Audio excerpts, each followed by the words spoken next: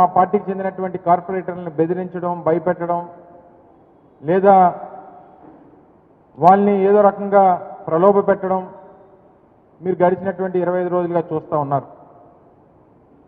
అయితే రేపు 19వ తారీఖు అంటే మరో 3 రోజుల్లో అవిశ్వాస తీర్మానానికి సంబంధించినటువంటి సమావేశం కూడా జరుగుతూ ఉన్నటువంటి తరుణంలో వైఎస్ఆర్ కాంగ్రెస్ పార్టీ తరపు నుంచి రేపు అందరికీ విప్ కూడా జారీ చేయడం జరుగుతూ ఉంది. సుమారు 58 మంది సభ్యులు వైఎస్ఆర్ కాంగ్రెస్ పార్టీ గుర్తు మీద గెలిచినటువంటి 58 మంది సభ్యులకి కూడా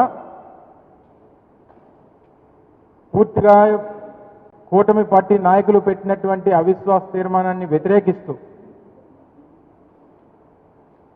రేపు 19వ తారీఖున జరగబోయేటువంటి ఆ సభను కూడా సభకి వెళ్లకుండా మేము బహిష్కరించాలని చెప్పి పార్టీ నిర్ణయం తీసుకుంది. సో దానికి అనుగుణంగా రేపు పార్టీ విప్ను కూడా 58 మంది మా పార్టీ గుర్తు మీద గెలిచినటువంటి సభ్యులకి రేపు విప్ జారీ చేయబోతా ఉన్నాం. ఆ విప్ని ధిక్కరించి ఎవరైతే వారు సభకి హాజరవుతారో వారందరి మీద కూడా చట్ట ప్రకారం ఏదైతే యాక్ట్ చెప్తా ఉందో దాని ప్రకారం విప్ని ధిక్కరించినటువంటి సభ్యుల్ని మీద క్రమశిక్షణా చర్యలు కూడా తీసుకోవడం జరుగుతుందనేటువంటి విషయాన్ని ఈ సందర్భంగా తెలియజేస్తా ఉన్నాం. తప్పకుండా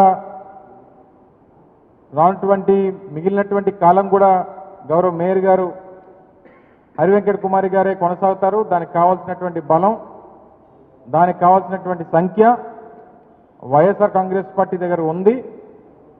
ఎవరు ఏది చేసినా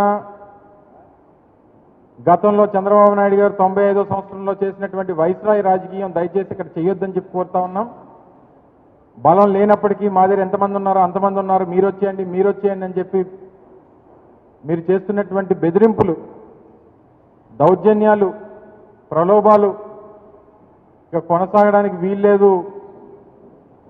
ఇప్పటికన్నా మీరు మీ పద్ధతి మార్చుకుంటే మంచిది అనేటువంటి విషయాన్ని ఈ సందర్భంగా తెలియజేసుకుంటూ ముఖ్యంగా విశాఖపట్నం నగర ప్రజలందరినీ కూడా అభ్యర్థిస్తూ ఉన్నాం.